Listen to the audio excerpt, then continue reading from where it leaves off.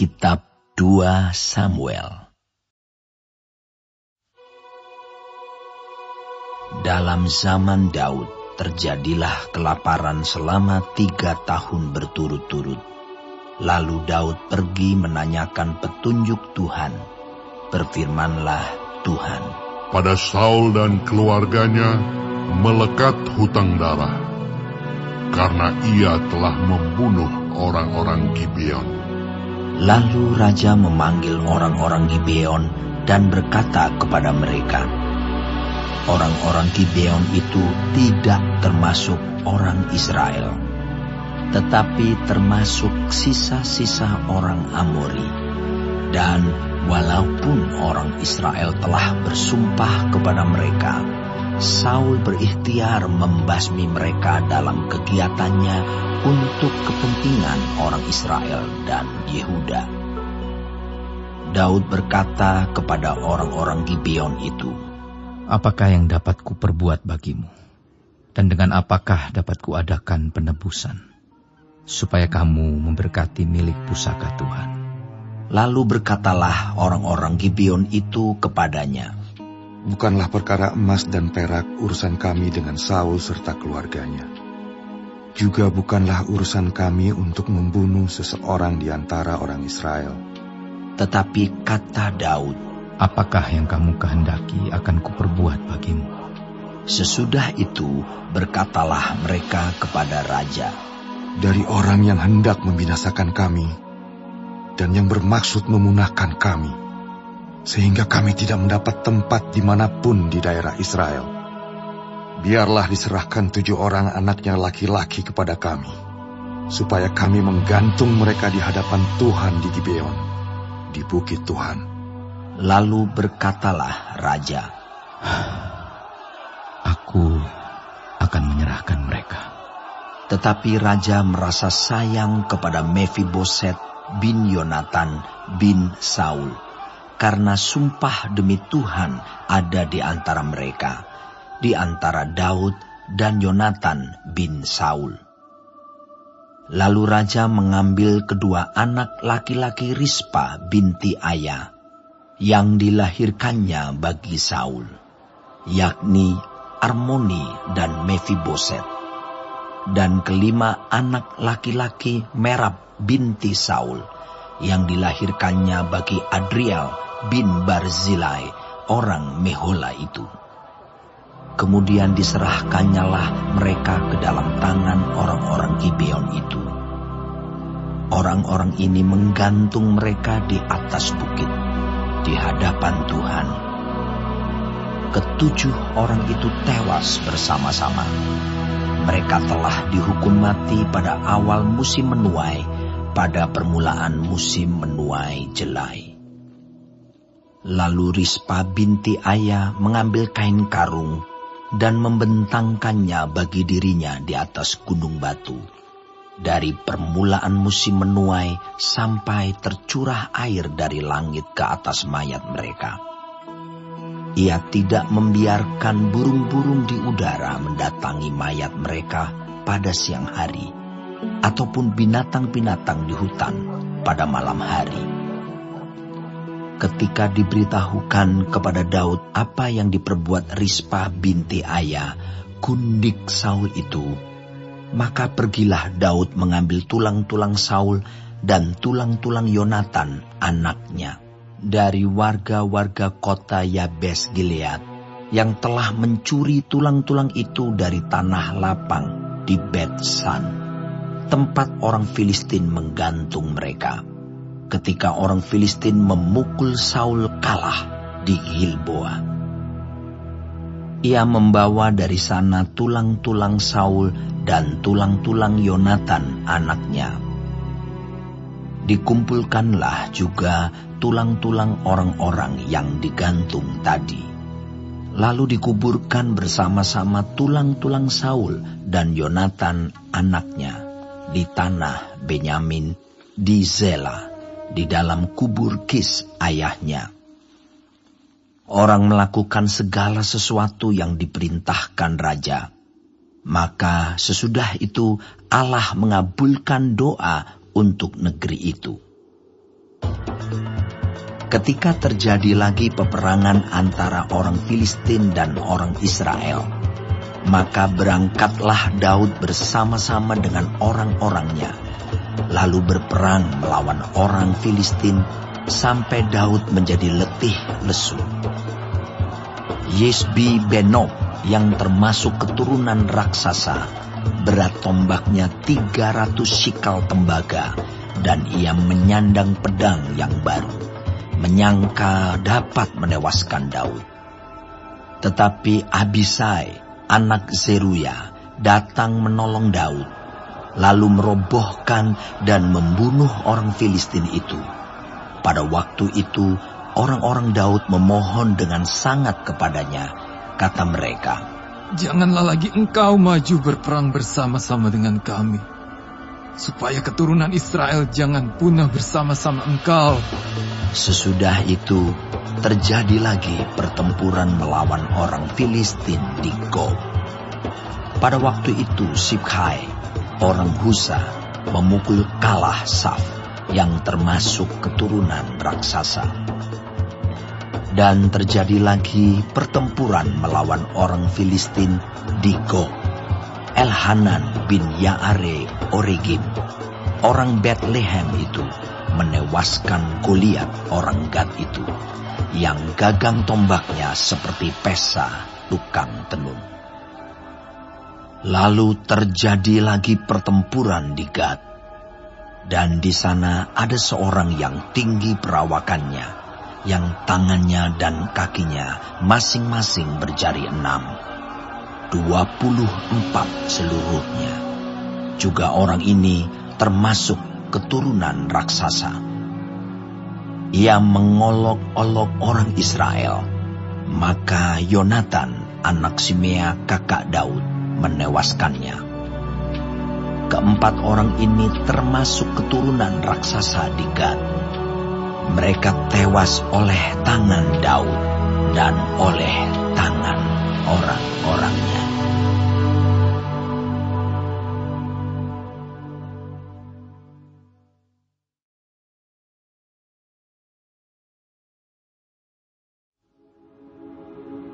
Daud mengatakan perkataan nyanyian ini kepada Tuhan pada waktu Tuhan telah melepaskan dia dari cengkraman semua musuhnya dan dari cengkraman Saul. Ia berkata, "Ya Tuhan, bukit batuku, kubu pertahananku dan penyelamatku, Allahku, gunung batuku, tempat aku berlindung, perisaiku, tanduk keselamatanku, kota bentengku, tempat pelarianku, juru selamatku. Engkau menyelamatkan aku dari kekerasan.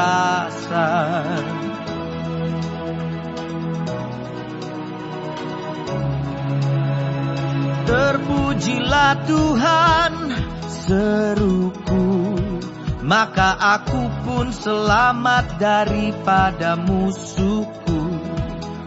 Sesungguhnya gelora-gelora maut telah mengelilingi aku, banjir-banjir jahanam telah menimpa aku. Tali-tali dunia orang mati telah membelit aku, perangkap-perangkap maut terpasang di depanku. Ketika aku dalam kesesakan, aku berseru kepada Tuhan, kepada Allahku, aku berseru. Dan ia mendengar suaraku dari baitnya. Teriakku minta tolong masuk ke telinganya. Lalu bergoyang dan bergoncanglah bumi, Dasar-dasar langit gemetar dan bergoyang oleh karena bernyala-nyala murkanya. Asap membubung dari hidungnya, api menjilat keluar dari mulutnya. Bara menyala keluar daripadanya. Ia menekukan langit lalu turun. Kekelaman ada di bawah kakinya. Ia mengendarai kerub lalu terbang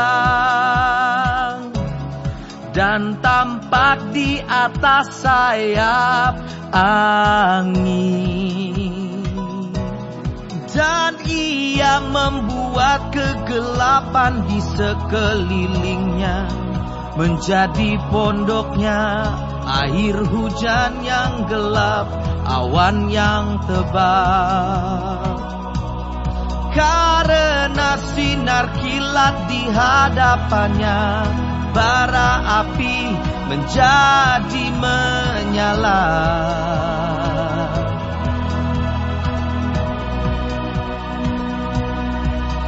Tuhan mengguntur dari langit yang maha tinggi, memperdengarkan suaranya.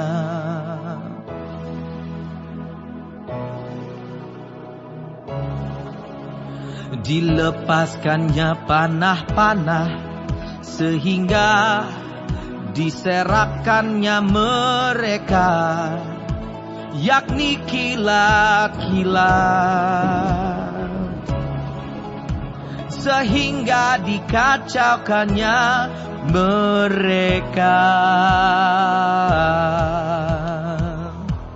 Lalu kelihatanlah dasar-dasar laut, alas-alas dunia tersingkap karena hardikan Tuhan, karena hembusan nafas dari hidungnya.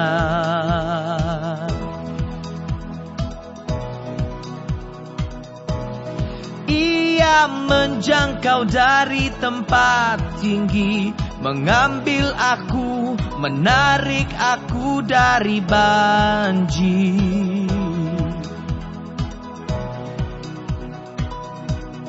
Ia melepaskan aku dari musuhku yang gagah, daripada orang-orang yang membenci aku. Karena mereka terlalu kuat bagiku, mereka menghadang aku pada hari sialku. Tetapi Tuhan adalah sandaran bagiku.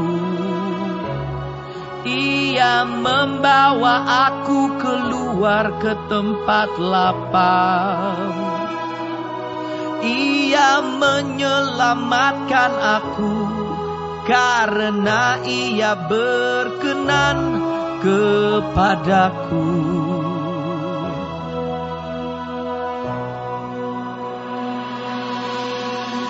Tuhan memperlakukan aku sesuai dengan kebenaranku. Ia membalas kepadaku sesuai dengan kesucian tanganku. Sebab aku tetap mengikuti jalan Tuhan dan tidak menjauhkan diri dari Allahku sebagai orang fasik. Sebab segala hukumnya ku perhatikan, dan dari ketetapannya aku tidak menyimpang.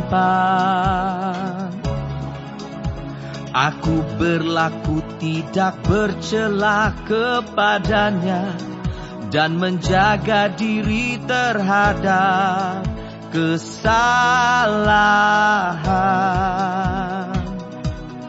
Karena itu Tuhan membalas kepadaku sesuai dengan kebenaranku, sesuai dengan kesucianku di depan matanya. Terhadap orang yang setia, Engkau berlaku setia. Terhadap orang yang tidak bercela, Engkau berlaku tidak bercela. Terhadap orang yang suci, Engkau berlaku suci. Tetapi terhadap orang yang bengkok, Engkau berlaku belat beli. Bangsa yang tertindas Engkau selamatkan, tetapi matamu melawan orang-orang yang tinggi hati, supaya mereka Kau rendahkan. Karena Engkaulah pelitaku ya Tuhan, dan Tuhan menyinari kegelapanku. Karena dengan Engkau aku berani menghadapi gerombolan. Dengan Allahku aku berani melompati tembok. Adapun Allah jalannya sempurna, sabda Tuhan itu murni.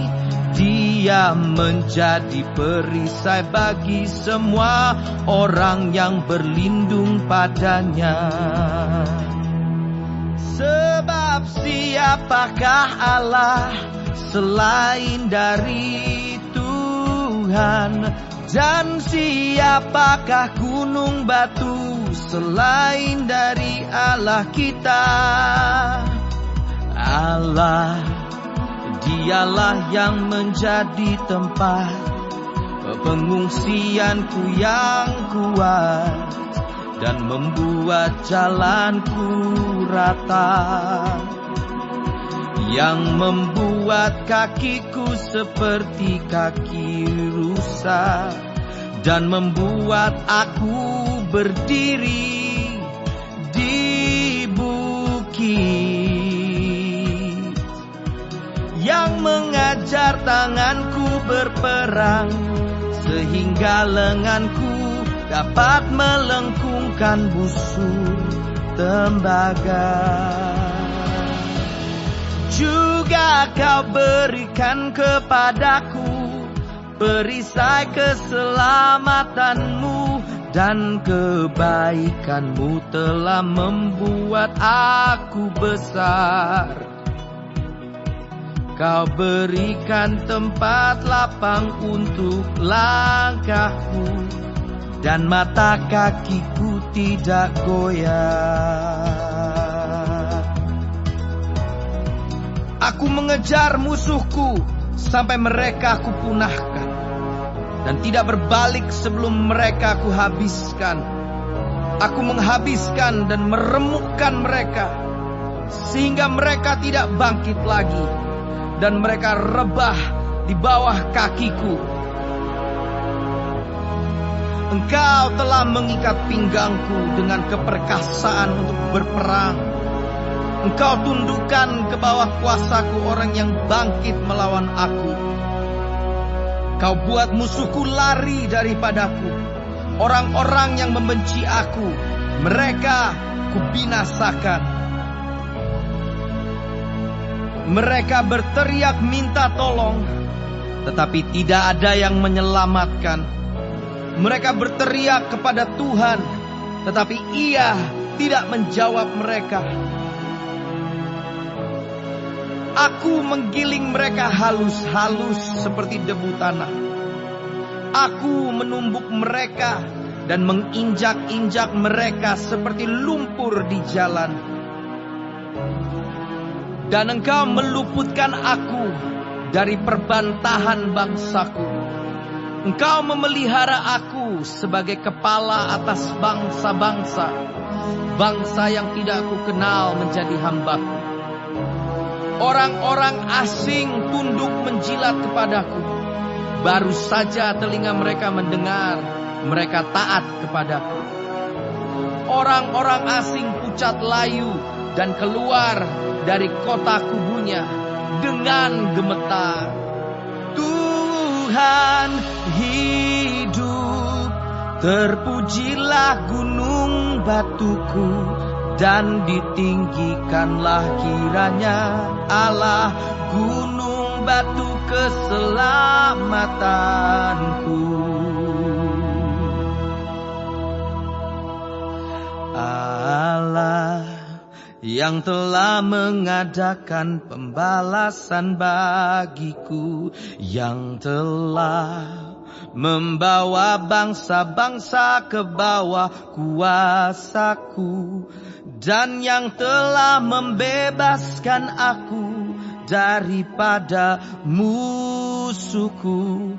Dan Engkau telah meninggikan aku mengatasi mereka yang bangkit melawan aku. Engkau telah melepaskan aku dari para penindas. Sebab itu aku mau menyanyikan syukur bagimu, ya Tuhan, di antara bangsa-bangsa. Dan aku mau menyanyikan mazmur bagi nama-Mu. Ia mengaruniakan keselamatan yang besar kepada raja yang diangkatnya, dan menunjukkan kasih setia kepada orang yang diurapinya, kepada Daud dan anak cucunya untuk selamanya.